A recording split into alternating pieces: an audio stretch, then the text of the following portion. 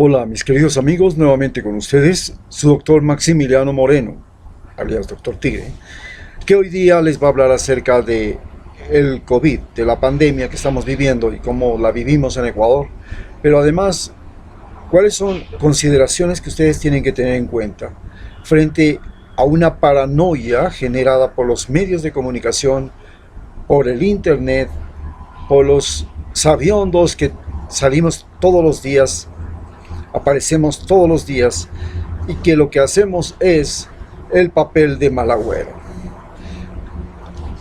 Por supuesto, ser el papel de mal agüero es la cosa más fácil del mundo. También es la cosa más fácil del mundo ser un Donald Trump, un hombre que desprecia la realidad y que no ve con certeza lo que puede ocurrir, lleno de optimismo, como son los políticos. Hoy analizaremos que el coronavirus, tenemos que reconocer algunas cosas del coronavirus para entender lo que está pasando. El coronavirus primero es un virus, es un tipo de virus, se llaman virus ARN, porque hay virus ARN y ADN. Los virus ARN afectan fundamentalmente a los ribosomas, que son unas partes de la célula donde ellos tienden a incidir, van y buscan ese lugar para trabajar, para actuar. Este virus era desconocido porque es un virus producto de una modificación. ¿De dónde vino esta modificación? Esta modificación viene, se sospecha que de los murciélagos, pero en general es una modificación de virus que viven en animales silvestres. Pero países como China se han dedicado a depredar el planeta. Lo vemos aquí cuando llegan una flota de 260 barcos a depredar el Pacífico Sur frente a las Galápagos. El gran problema de China es que tiene demasiadas bocas que alimentar, pero no es ese en sí el problema. Es que los chinos dejaron de ser pobres para ser clase media. Y como clase media ahora quieren comer lo que haya delante de ellos, más de lo que necesitan. Quieren inclusive darse lujos, comer aletas de tiburón, quieren comer alimentos exóticos, y esta es la clave de por qué China se ha convertido ahora en un peligro mundial. Un día lo fue Estados Unidos. Estados Unidos es un peligro mundial porque tiene armas nucleares, armas cibernéticas, tiene presidentes rayados, y no se sabe cuál va a ser el próximo presidente, imprevisibles, que pueden destruir el planeta Tierra. China se ha vuelto un enemigo del planeta porque quiere devorarlo todo. Y entonces comenzó a devorar murciélagos, y los murciélagos pasaron a la gente el virus, y este virus se propagó por los seres humanos de tal manera que era un virus desconocido, altamente contagioso, intratable. ¿Por qué era intratable? Porque no conocíamos el tratamiento, simplemente por eso. Comenzamos a improvisar todo tipo de tratamientos. Como no se sabía qué hacer, se intubaba, pero por ejemplo se le intubaba, después se descubrió intubar por aquí era peor, que era casi mandarle a la morir al paciente. Se decidió intubarle por la espalda. Había que hacer reanimación boca arriba, no se podía, no resultaba bien. Se cambió a una reanimación boca abajo. Luego, concentración de oxígeno. Se pensaba, no, hay que mandarle la cantidad de oxígeno que se le manda cuando se tiene una cirugía y el paciente está bajo anestesia. No, si el paciente no está bajo anestesia, no tiene deprimido el aparato respiratorio, los órganos que regulan la homeostasis respiratoria, Entonces, si usted le manda oxígeno, usted le quema al pulmón, le daña al pulmón. Entonces había que poner oxígeno reducido, suave. Era aire lo que había que mandar con un poquito más de oxígeno, nada más. Esto fue un descubrimiento que lo hizo una doctora brasileña y que ahora es el procedimiento que se tiene que hacer, porque resulta que cuando le mandábamos oxígeno se moría el paciente. Luego, era un virus imprevisible, como lo es Donald Trump. Todo el mundo pensó, bueno, este virus seguramente se va a comportar como todos los coronavirus que llegan con las gripes, porque los coronavirus que producen las gripes estacionales son coronavirus. Tiene algunas particularidades que coinciden. Primero, produce una enfermedad autolimitada. ¿Qué quiere decir? Pasan los 15 días y si usted no se murió, se curó. Es autolimitada. Por ejemplo, en la tuberculosis no pasa eso. La tuberculosis usted la puede tener por años y sigue. El herpes es otra enfermedad que si usted lo pesca, posiblemente el herpes labial, por ejemplo, usted lo va a tener toda la vida. Así, el VIH, por ejemplo. El VIH es una enfermedad que usted la pesca y puede tenerla toda la vida. No es autolimitada y es un virus también. Pero además del VIH, es imposible fabricar una vacuna porque cuando llega a su cuerpo se modifica y luego cuando usted pasa la enfermedad a otra persona, cuando es un VIH positivo, pasa la enfermedad, ya pasa un virus modificado. Entonces hay que hacer prácticamente una vacuna para cada ser humano y eso es la razón por la cual no ha sido posible hacer una vacuna para el VIH, que es un virus también. Este virus también tiene una rápida modificación, pero hubieron cosas sorprendentes que no entendíamos y que no sabíamos del virus. Por ejemplo, se pensaba que los portadores sanos eran peligrosísimos. Fue un descubrimiento saber que los portadores sanos, al contrario, eran lo mejor que podía pasar. ¿Por qué?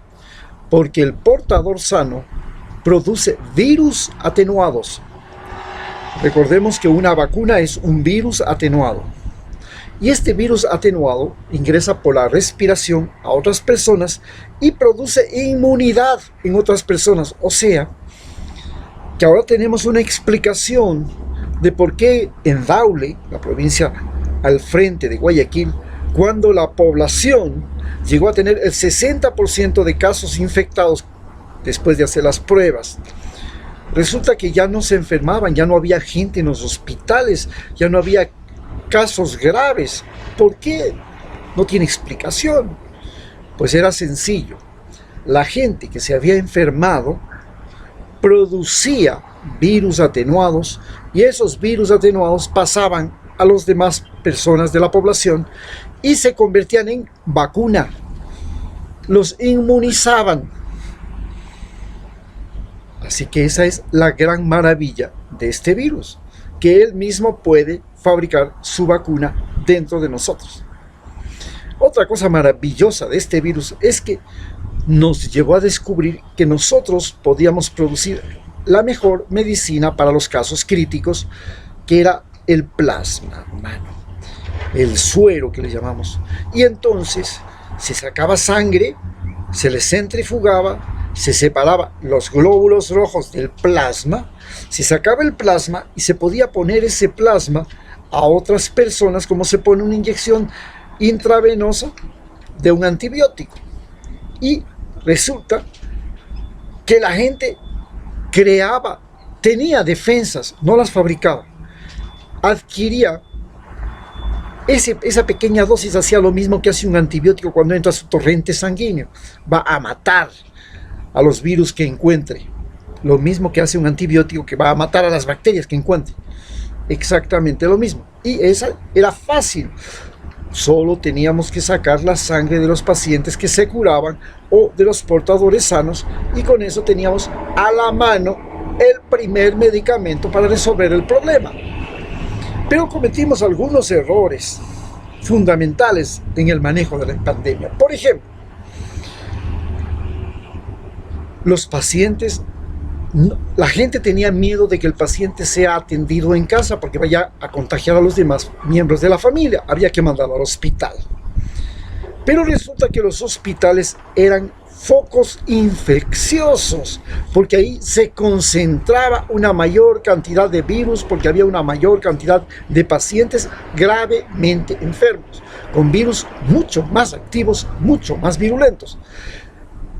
Entonces, llevar al paciente al hospital significaba jugarse la lotería, lanzar la monedita al aire, o sale con vida o sale muerto.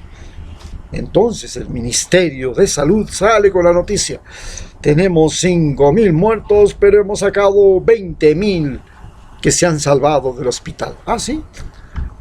El problema es que 1 de cada 4 tiene que morir. Y eso es terrible. Me tocará a mí, me tocaría a mí ser. Entonces los hospitales no garantizaban que usted saliera vivo de él.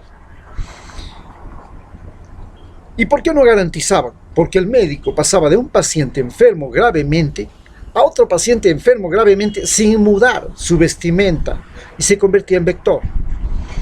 Pero luego se les ocurrió que para saber qué pasaba con la población había que hacerles pruebas a todas las personas en la calle y todo. Eso estaba muy bien. Hacer las pruebas para saber quiénes son los enfermos y quiénes son los sanos es algo extraordinariamente bueno. Tener las pruebas más maravillosas todavía. El problema está en que el individuo que recoge las muestras se convierte en vector porque pasa de un individuo enfermo a un individuo sano y va pasando la enfermedad. Lo correcto hubiese sido colocar los kits para hacer los exámenes en la farmacia. La gente va, compra el kit, se hace la prueba él mismo, lo mete en una fundita hermética, lo va a dejar donde está el sitio de recolección de los kits que las personas quieren que se le haga las pruebas, con toda la documentación que necesita para que no se vaya a perder la muestra. Y entonces se resolvió el problema. Pero esto de que se pongan en la carretera en Estados Unidos, en Ecuador y en todas partes del mundo personas a estar haciendo las pruebas, era un error, y es un error, y sigue siéndolo. En Estados Unidos, Donald Trump se dio cuenta de esto sin ser médico y dijo: tenemos un problema, cuantas más pruebas hacemos, más enfermos tenemos. Nadie se le ocurrió preguntar: ¿será cierto? No, Donald Trump es un estúpido. Bueno, hay cosas que sí parece que fueran de un estúpido, pero hay otras cosas que no. Y una de esas que no es que él sí se dio cuenta de que si se hacían más pruebas, más gente se enfermaba. Y eso, él sí se dio cuenta. No se dio cuenta el doctor Fauci, porque el mecanismo de tomar las pruebas se convertía en un medio de contagio. Esa era la simple razón. Explicado esto, pasamos al siguiente problema. Ya no tenemos solamente el problema de que la gente se salva o no se salva del coronavirus, sino que además ahora ya es posible salvar mucha más gente. ¿Por qué? Porque ya entendemos que mata por coagulación vascular diseminada y que si utilizamos anticoagulantes podemos salvar a la persona. Segundo, mata por una reacción alérgica y que si podemos utilizar un reductor de las reacciones alérgicas, como por ejemplo los corticoides, salvamos al paciente. Tercero, mata porque produce dificultad respiratoria. Entonces, si podemos resolver el problema de dificultad respiratoria, salvamos al paciente. Tercero, la siguiente, mata porque produce colapso del músculo liso, de músculos lisos. Entonces produce colapso arterial, colapso de músculos lisos del aparato intestinal, colapso de los esfínteres, colapso de los ureteres. Y este colapso de los músculos lisos que están en las cavidades, en los conductos que tenemos en el cuerpo, las arterias, los vasos, los ureteres, los intestinos, que son tubos, ese colapso también era un problema. Había que utilizar drogas que produjeran relajamiento del músculo liso. Y por ejemplo, yo recomendaba la guabiduca, como un relajador del músculo liso, y de esa manera funcionaba como un vasodilatador. Pero hay numerosos vasodilatadores y relajadores, la buscapina, por ejemplo, para evitar el problema. Bien, pero ahora tenemos otro problema que ha nacido de esta pandemia. Resulta que son millones de seres humanos. Estamos hablando de que ya hemos pasado los 5 millones de infectados, que es en el Ecuador. Ya vamos para, no sé, ya ni para qué contar. Porque los que cuentan, los que se han salvado ni se toman en cuenta, ellos ni siquiera quieren ir a contar al Ministerio de Salud que se han salvado. Entonces, tenemos que esa persona, después de que pasó por la enfermedad, tiene una depresión respiratoria, se vuelve susceptible a enfermedades cardíacas, a enfermedades respiratorias y a otras enfermedades porque su cuerpo está debilitado. Entonces tenemos que, la pandemia nos obliga a pensar en una rehabilitación cardiorrespiratoria. Pero ¿cómo? Si estamos encerrados, si estamos en la casa, si tenemos que respirar este aire de la casa, el aire contaminado, ¿dónde diablos? ¿Cómo hacemos? Ese es un gran problema que tenemos ahora.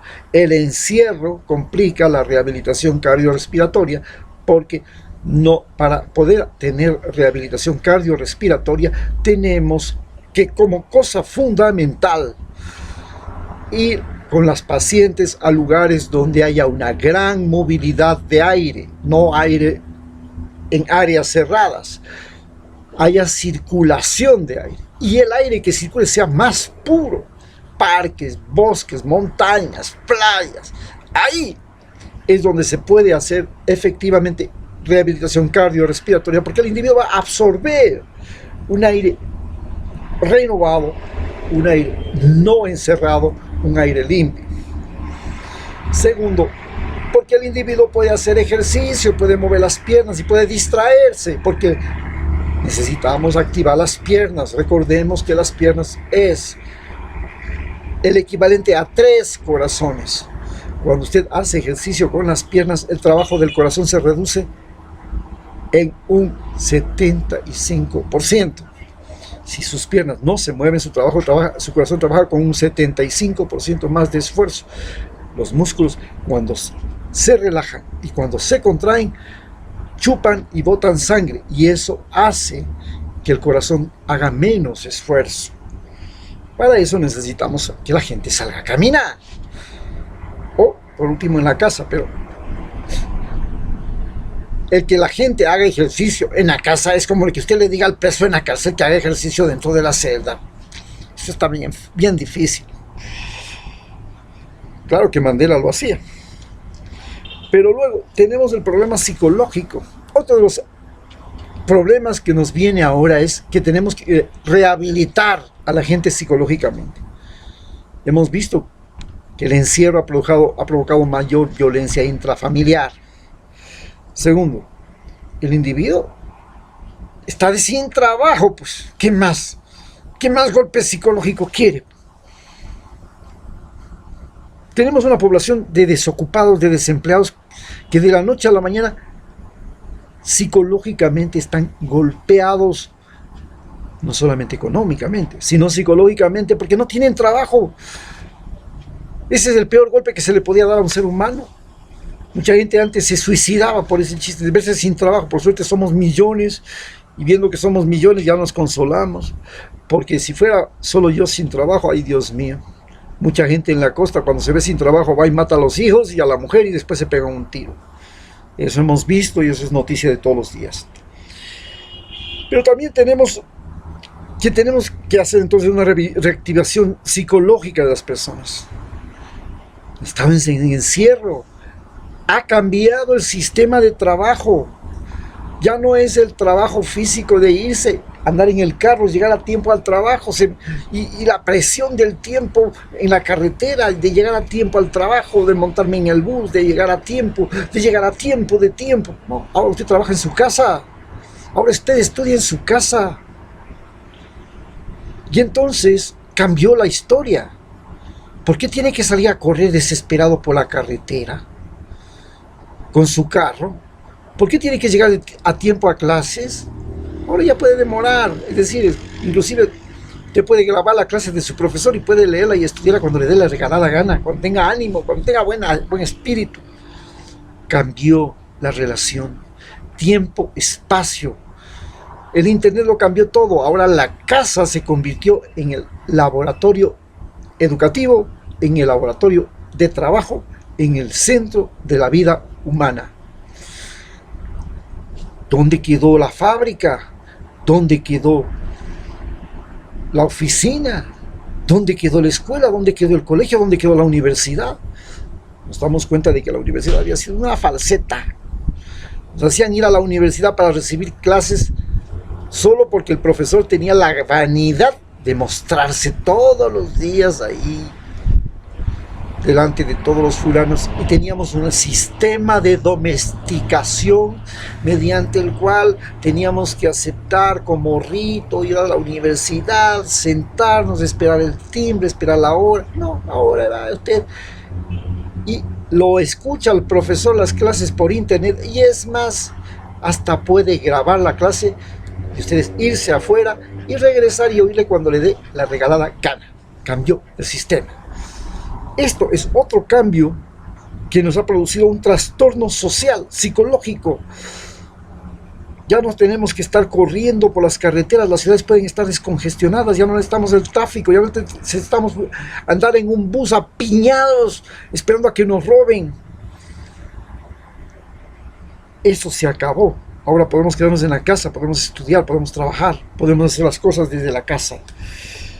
Y esto se llama nueva realidad. Y entonces tenemos que hacer una rehabilitación psicológica de los seres humanos ante esta nueva realidad. Eso es lo que tenemos ahora que enfrentar en este famoso coronavirus. Por supuesto, el coronavirus nos predispone a ser más susceptibles a una pandemia próxima. Nos predispone a tener una crisis psicológica y crisis social. ¿Por qué? Porque ya no hay trabajo, estamos desempleados, posiblemente no hay suficiente comida, no hay dinero, no hay movilidad. Todo eso es una de las consecuencias más dramáticas de esta enfermedad. Esta enfermedad, más que matar seres humanos, mató al sistema económico en el cual vivía el planeta. Este sistema económico que vivía el planeta Tierra se fundaba en la movilidad, y en la movilidad veloz, y en la movilidad de largas distancias.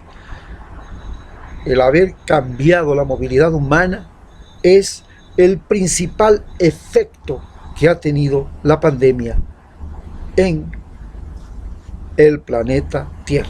Muchas gracias.